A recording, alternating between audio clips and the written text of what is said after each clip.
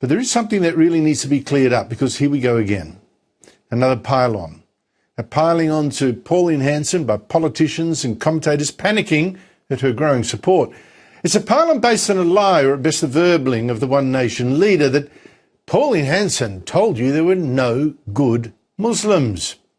That's how the ABC certainly reported what Hanson supposedly said on Sky News 2 nights ago. She's asserted that there are, quote, no good Muslims. You heard it. The ABC said it was a direct quote of Hanson. No good Muslims, which I'll show you is not a quote of what she said at all. But who cares? That indeed is how former Labor leader Bill Shorten's chief of staff reported it too. Some pretty inflammatory words from Pauline Hanson, saying there are no good Muslims.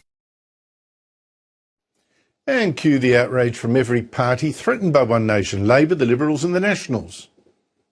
Pauline Hanson will always promote division. You can put hate in someone's heart with that kind of racist demagoguery. And I think these remarks from One Nation are absolutely disgusting. She's not fit to lead a major political party.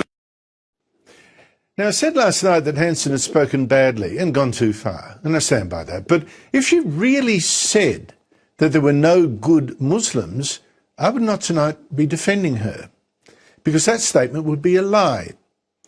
I mean, it's plain nasty. No good Muslims. I mean, what a joke. That's completely false. But this, in fact, is what Hanson did say. I've got no time for the radical Islam. Their religion concerns me, because what it says in the Quran, they hate Westerners, and that's what it's all about. You say, oh, well, there's good Muslims out there. Well, I'm sorry.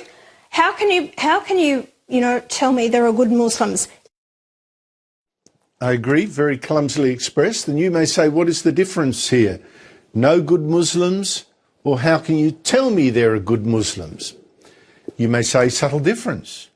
I say big difference, certainly in Hanson's intent. First, let's get something clear, that in the very same interview, a minute later, Hanson agreed she didn't actually mean there were no good Muslims. I mean, there are a lot of moderate Muslims in Australia who are, as you put it, good Muslims. But I think we can agree that radical extremist Islam that doesn't support Australian values has no place here. I just want to pick up on...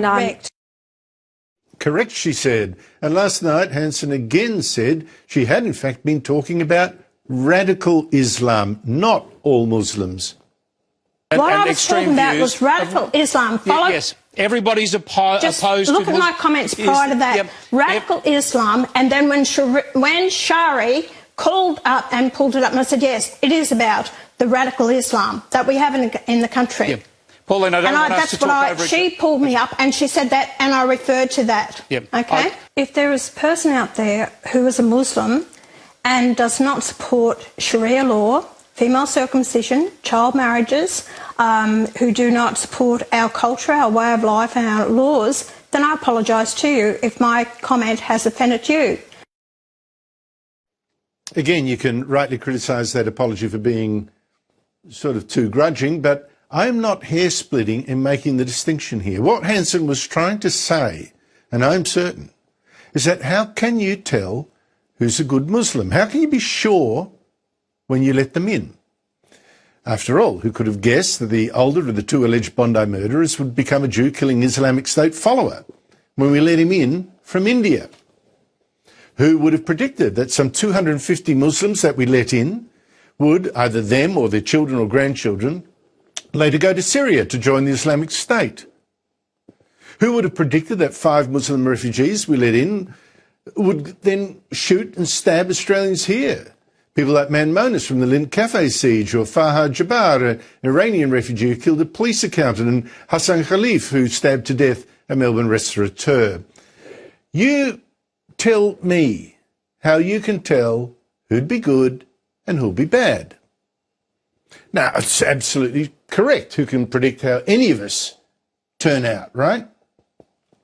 But here the problem is the teachings of the Quran. Every terrorist group I've studied, including Hamas and the Islamic State and Al-Qaeda, they quote from Islam's sacred texts to justify killing unbelievers. to justify fighting jihad, hating Jews, some even justifying enslaving women taken in battle. I showed you a Quranic passage a couple of nights ago. Indeed, one of the 2 British men jailed for life last Friday for plotting to kill Jews in Manchester has contempt for Muslims who don't also kill. Are you a supporter of ISIS? Do you want to answer? Yes. You are? Yes. Okay, tell me about that. No, I don't tell you anything. They are Muslim. That's it.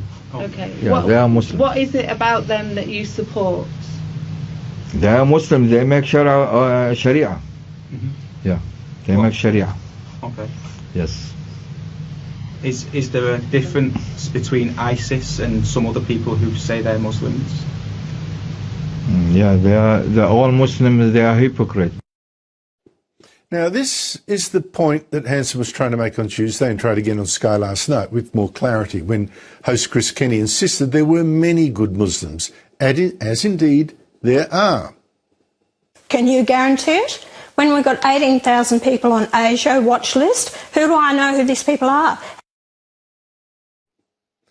So how do you know? How does the Prime Minister know which of the 33 Islamic State women and children he's allowing to come back in will turn out good or turn out bad? Now, fine, criticise Hanson for how she said all this, but let's not have another great big shut-up of her and the millions of Australians she now speaks for. You know, shut up asking these difficult questions, shut up pointing out these dangers that so many of our elite don't want to see.